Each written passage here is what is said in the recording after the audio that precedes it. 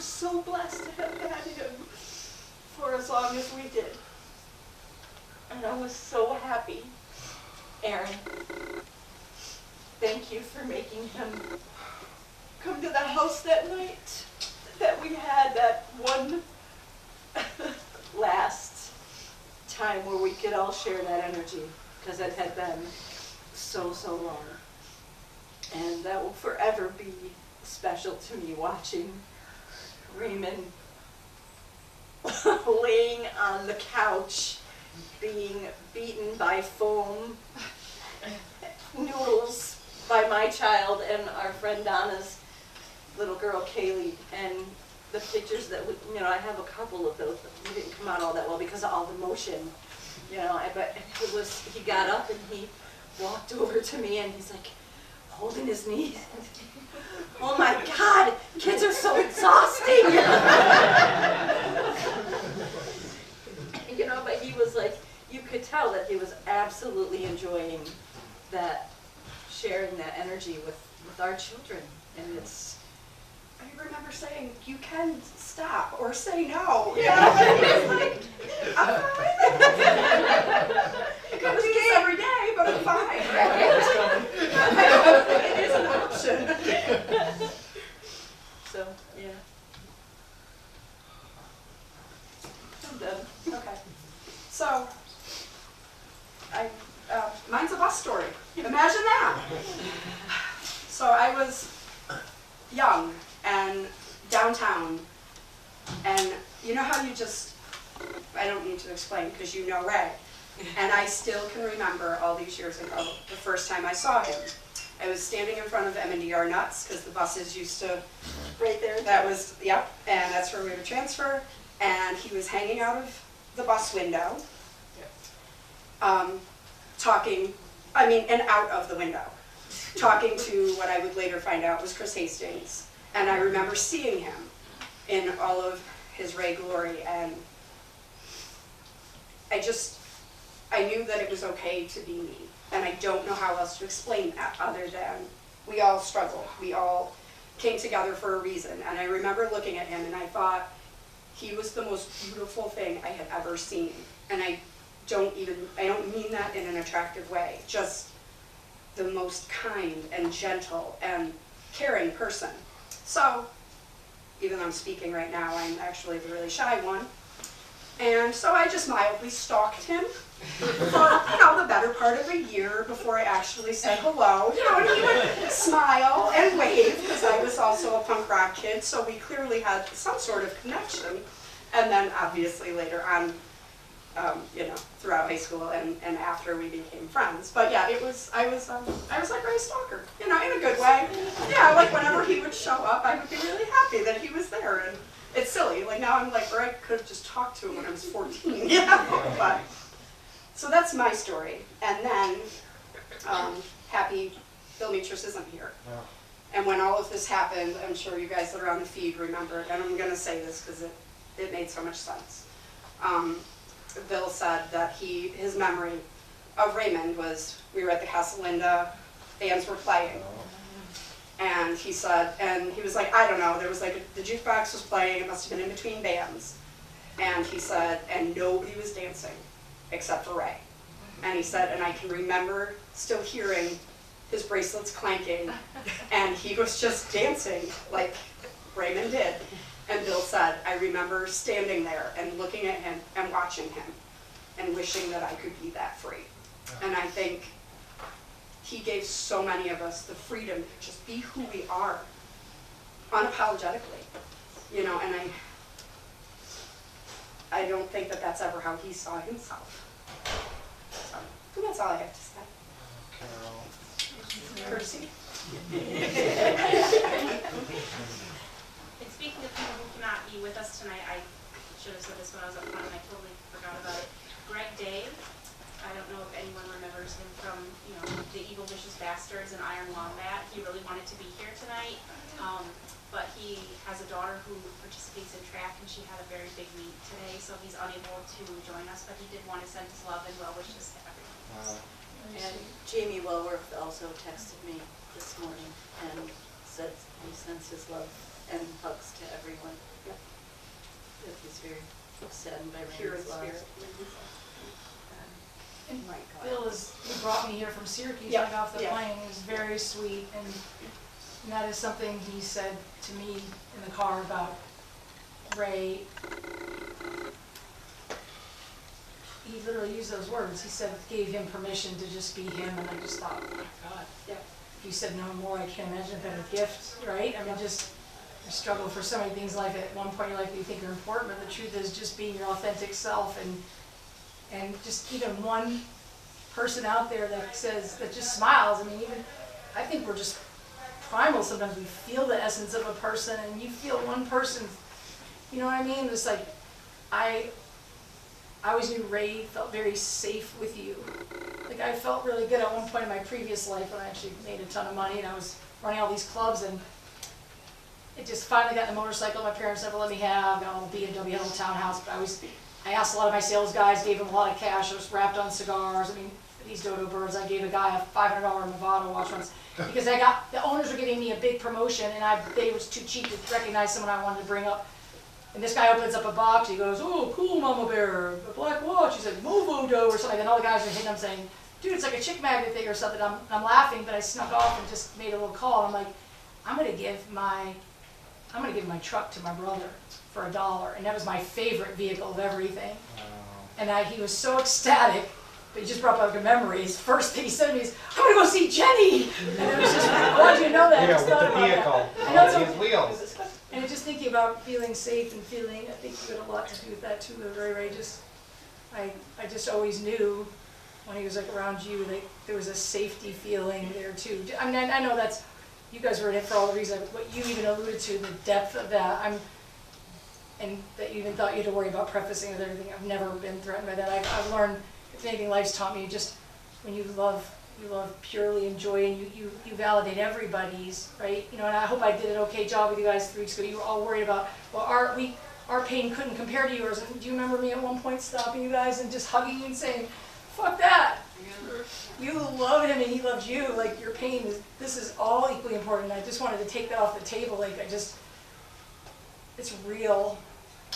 And so Bill even told me that in the car, that was so real. And I didn't mean to object. I want to hear from other people. And I don't want anybody feeling just because I was a big long windbag or something. So if you have like one little story, just a thought, or even just it was a thing, like anybody here that wants to say anything, please feel free to share. Because if you're anything like me and you don't, you'll just drive away and drive your spouse we can cover crazy. his safer sex lesson on water sports. That was my introduction to him. What was it?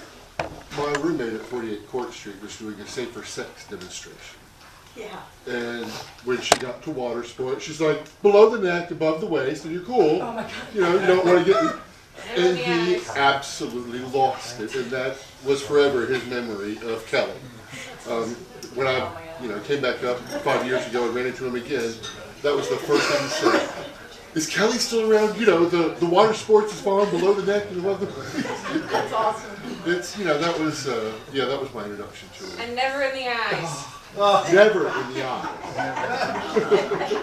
Very adamant about that. And if you're using saran wrap, it can't be microwavable saran wrap, because that has holes in it.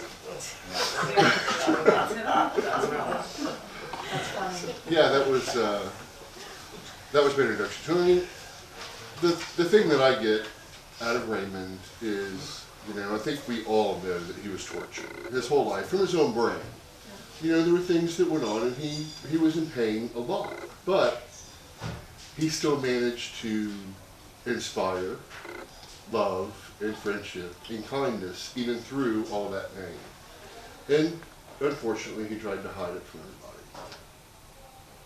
Gerald, let me ask you, did you go over to hang with him on Christmas Eve? I was the What one was that the found story? him. Like, He what was gonna happened? come spend Christmas with me and my husband. And then what happened? Did you go over? Did you call on the phone? Like, what Well, happened? yeah, I called a couple of times. He didn't answer, but that was typical Raymond lately, especially if he was depressed. But then I sent him a text message and said, I bought you a pack of cigarettes, bitch. You didn't answer me. Because he'd been whining for days about wanting cigarettes. Okay. And when he didn't answer, that was when when he didn't answer the free cigarette. But let me ask you, how'd you get in the apartment?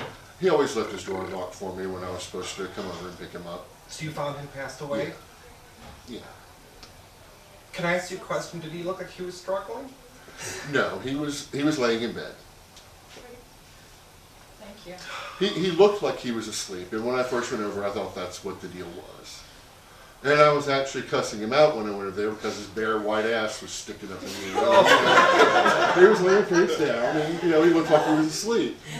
And I opened the door, and that white ass was shining like a light. And I was like, Jesus Christ! You knew I was, But that also wasn't unusual for Ray. Thank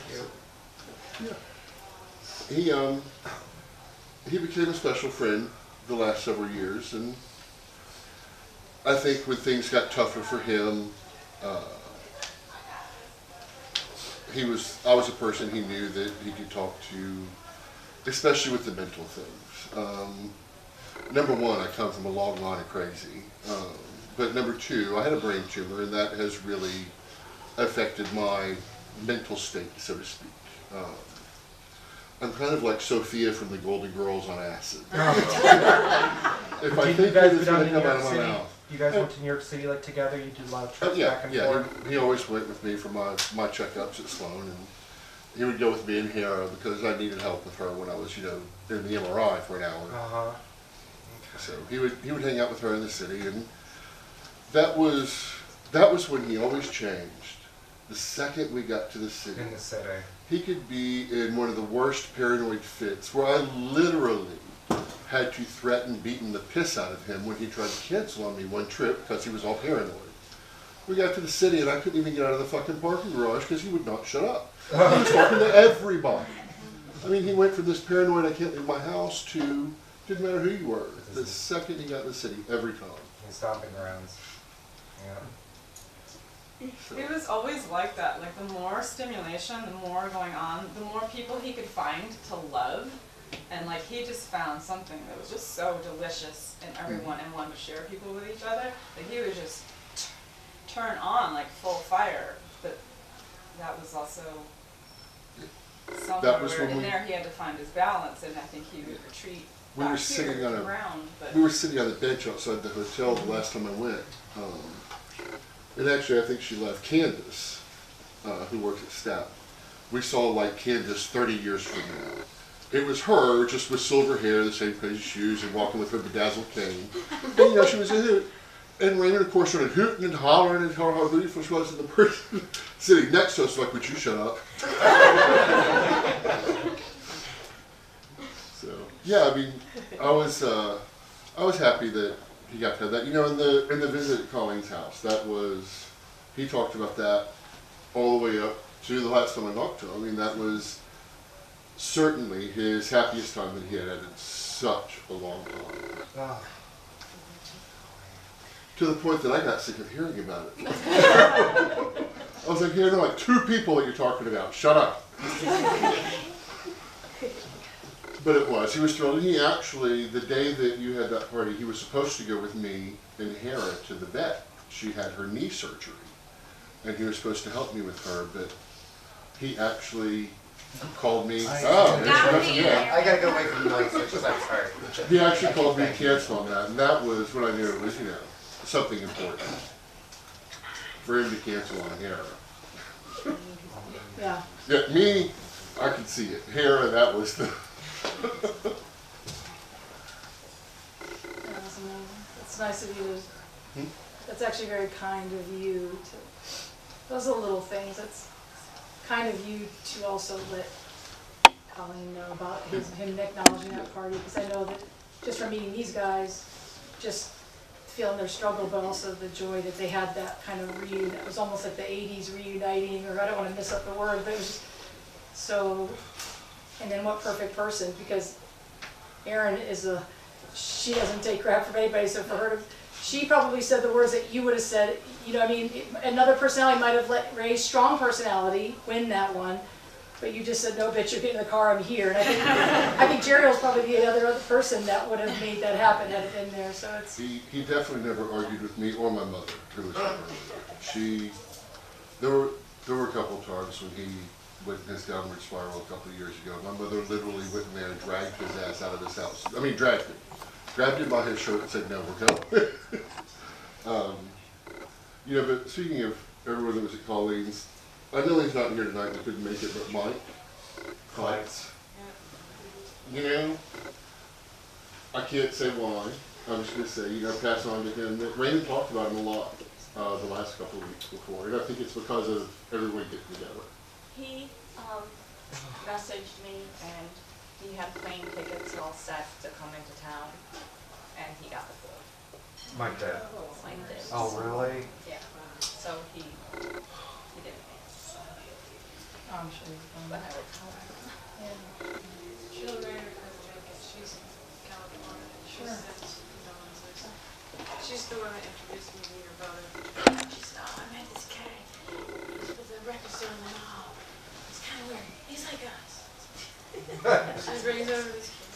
Weird, kind of like us, that's good. And for whatever reason, we were having a party. I think it was because my mother went to Italy with both of her sisters, so my dad and I were Catholic. So we rented a VCR back in the day. We could rent a VCR, so we could, and when my mother left to leave for a month, she said, okay, everything's stacked, the bills are all paid, there's no way in hell did anything go wrong for a month, you're fine. In case of an emergency, here's $200. In case of an emergency, but you won't need it because everything's taken care of. By the time she got back, Dad and I were living on rice. We had spent all the money on renting things and partying with all of our friends. And when my mother came back, they rented a limo to take them from the airport back to their house. And Ray comes bounding down the steps and presses his face against the dark. You can't see him there. My aunt gets out the other side of the door and says, who the hell is this? What are you people doing here? What's going on? And it's like, hi, how was Italy? and Ray's like, I just get back from the door. Gets in, comes out, and she's like, you used the $200, didn't you? Yeah, so that was the introduction. Wow. And what year was that when was all that? 84, 85. Yeah. And we made a punk rock Barbie, and for the life of me, we couldn't remember where it went to. Oh, how so last funny. time we met, I was telling him that I was making creepy baby dolls. Oh my Oh, God, how that's funny, look at that. And I said I was making one for him. He's like, oh. So I finally finished it after. So this. Is that a marker? Was that marker here or no? Did you actually dye it? No, the hair came like that. The rest is. Oh, how cool. You would love that. So it's spray painted. So It's so don't Ray. keep yourself in a small room and just get some hair. Okay. Oh yeah, that smell, like that muffin smell. Muffin. No, it's a new Barbie, that smell, that like Barbie smell. Like that little squishy head. It smells like paint or glue. Nobody. Oh, okay, well now it Tony would does. say a muffin.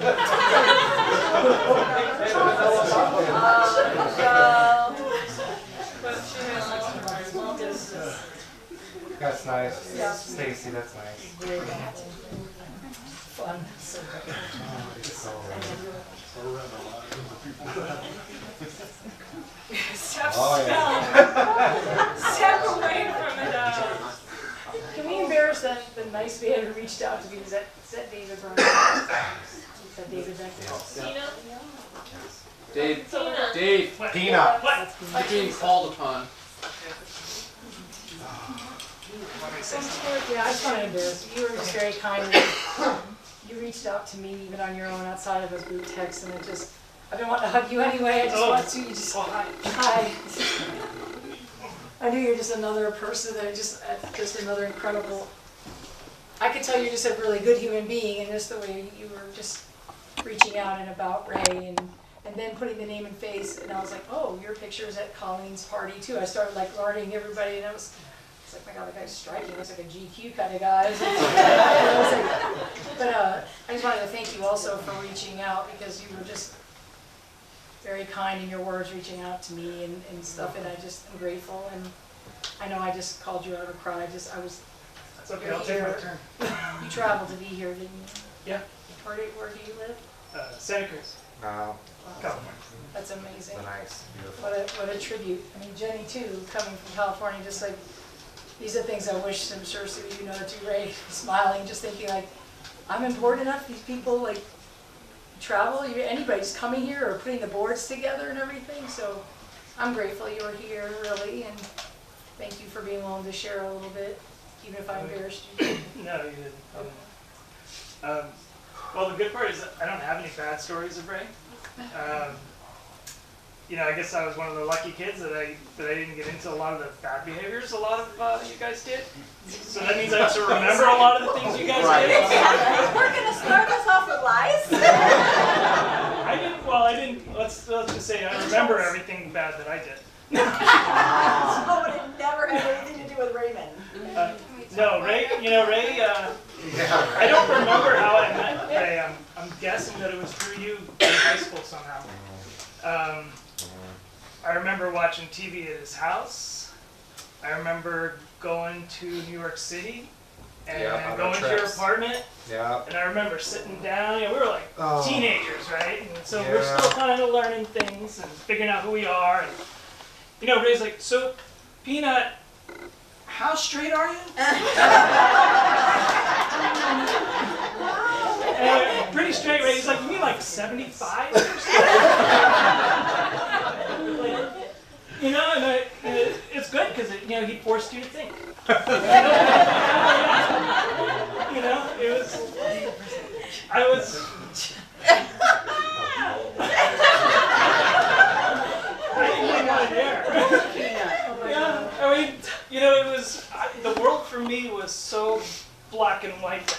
And I was positive we were all going to die in a revolution somewhere in the mid-90s. And that decade was so much more conservative than I thought it was going to be.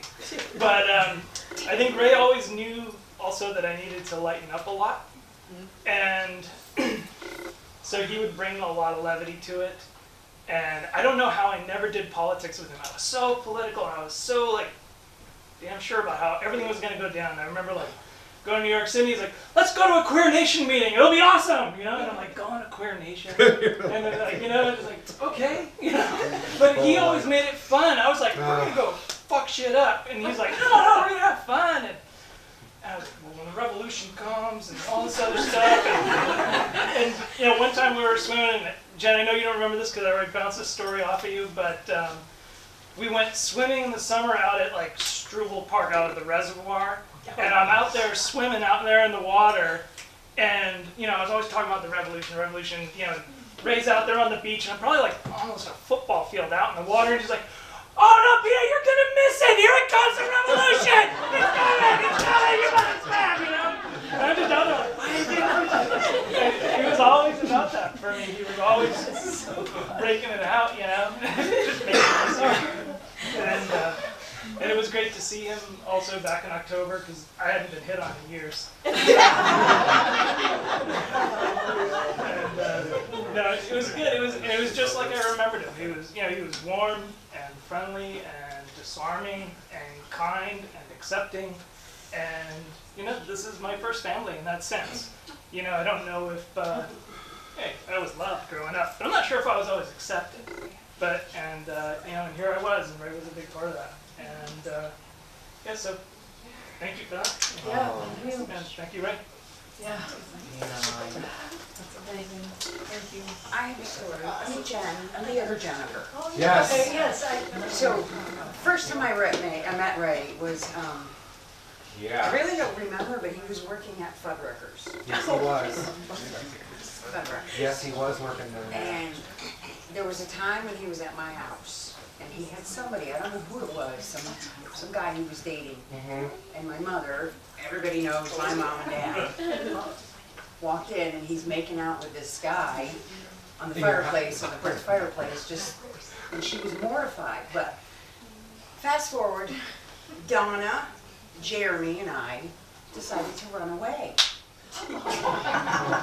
So they picked me up from high school, 10th grade, in a van that Jeremy stole. Went to Washington, D.C. The van broke down because he didn't check the oil.